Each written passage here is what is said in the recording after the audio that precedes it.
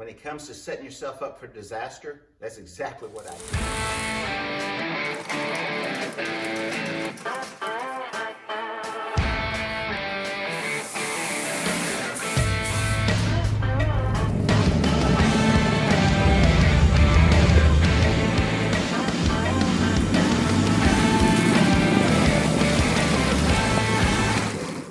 This is a short video on how to dismount a tire without a tire machine. First, we're going to start and we're going to lubricate around the outside of the beads.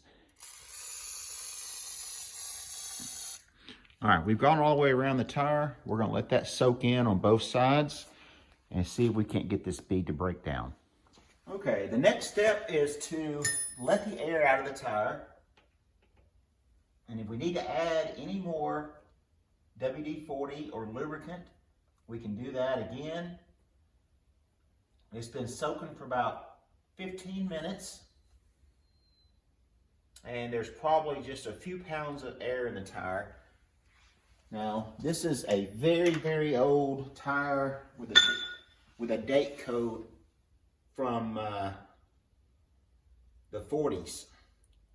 So it may have been the second set of tires put on this car, and it does have a tube in it. So now we're going to try to break the bead down. If we wanted to do that, get a blunt object just in case you want to reuse the tire. Step back from the bead about 1/2 inch and strike it in a couple of areas. And if you're lucky, the bead will break down.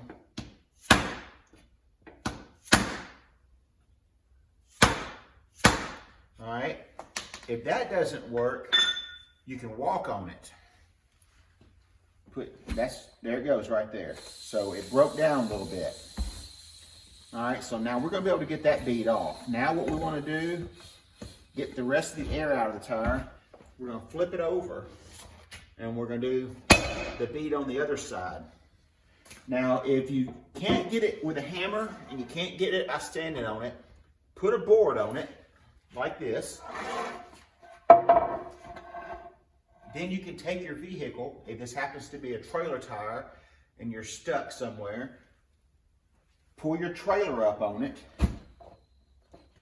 or stand on it and it just popped the bead. Now, some of these are going to be harder than the other, but because we let it soak and get down in that bead, it kind of freed things up just like a rusty bolt. All right, let's get some tire tools and see if we can't get this thing off. Now, I've showed this in videos before, and you always seem to think that it's trick photography or that I'm making things easy. But the reason I'm making it easy is because I'm pushing this side down, this tire down in the drop center portion of the wheel. Now, the drop center portion of the wheel is this deep area right here, the very center of the wheel. Once the tire's there, then you just flip the edge over like that. Now, sometimes you're going to need 2 objects, maybe 2 screwdrivers. So what it takes, if it takes 2, you can use 2 wrenches, 2 screwdrivers, 2 pieces of rebar, whatever you want to try to do. One of them is going to hold the tire in place, and the other one is going to help walk it around. But you can only get one at a time. So while that one's halfway up, flip it up again on the other side. Get another bite. Now I'm using 3, but it doesn't matter. And if you're trying to save the tire that you're taking off, you may not want to use a screwdriver. You may want to use something that's a little bit less damaging. All right, but as you're walking around, you got to get that drop center pushed down. And this tire is very, very tough. It's got an old tube inside of it. And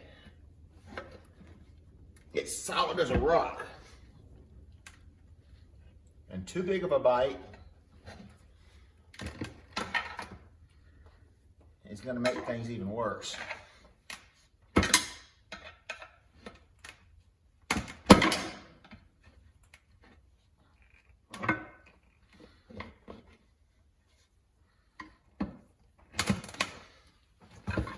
This tire is tough.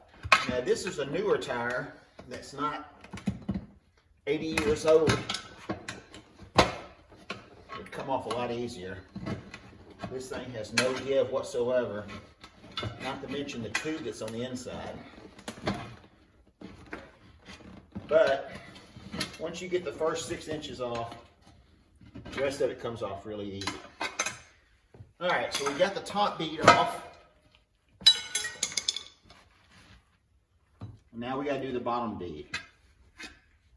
I'll tell you what, let's see if we can get the tube out.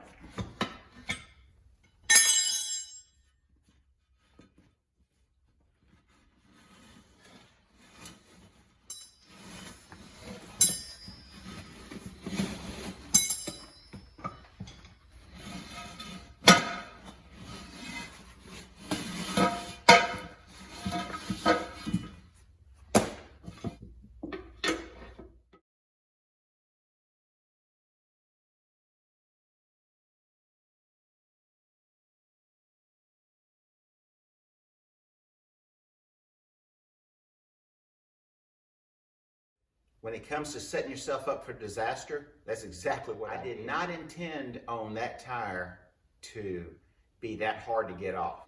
This thing right here, no lie, was like a chiseled piece of stone. A tire that's 80 years old did not want to flex or give up at all. Not to mention the fact that the rim was rusty on the inside and was giving me a little trouble, plus the tube. I finally took the tube out. Things went a lot easier. It's amazing what just a little bit of friction a tube on the inside would cause. The funny thing is the tire still held air and it has not been touched since the 40s. So that's kind of amazing. Never give up on these old tires. If you go find a jalopy somewhere, they may air up and you may get home with it. But anyway, I hope you got something out of that. I hope I can make something out of this video because that thing fought me tooth and nail. I've dismounted and mounted 4 tires before quicker than it took me to get that one off. But I hope you got a few techniques out of it. I used some basic tools that you might have in your toolbox on your truck or that you can find from somebody. Maybe this will help you get out of a jam somewhere down the road in case you needed to patch a tube or fix a flat when you didn't have a spare. I have to tiptoe around some of my suggestions because some guys take it for granted that, you know, my tips and tricks are supposed to get everybody, you know, get the space shuttle off the moon or something if they break down, but that's not it. Just a little simple tips and tricks that I'm sharing with you guys. Let you see what I'm going through to keep you from having to go through the same thing. But anyway, thanks for watching. Thanks for subscribing. Thanks for liking the channel. We're going to bring you some more hot rod content very soon. But anyway, let's get this thing boxed up and get it shipped down to Houston, Texas for the next hot rodder to finish his set. Now get out in the garage and go build something. See you guys in the next episode. Spanky's Hot Rods and Customs. Well, if you made it this far, I appreciate you watching the video. I've got a lot more videos on how to mount and dismount tires at home, saving yourself some money, keeping them from getting scratched and tore up by the young kids at the tire store that don't really care. Now, this is definitely for the DIY guy.